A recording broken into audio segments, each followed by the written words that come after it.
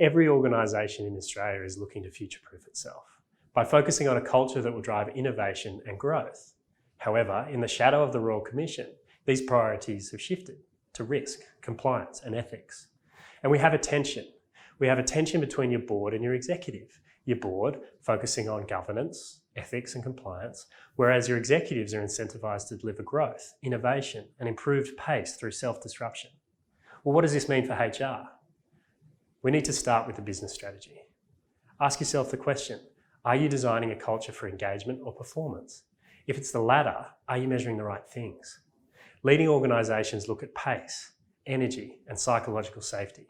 We recently ran a survey with Australian employees and we found that only 59% feel comfortable challenging their peers.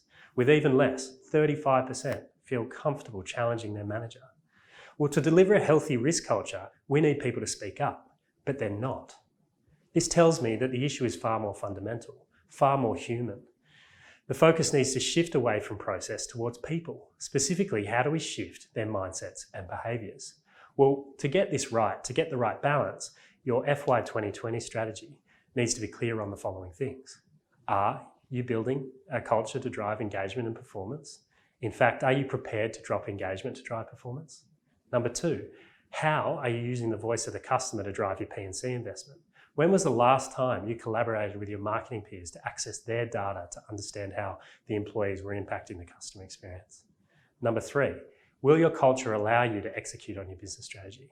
What is getting in the way of performance and how are you addressing this?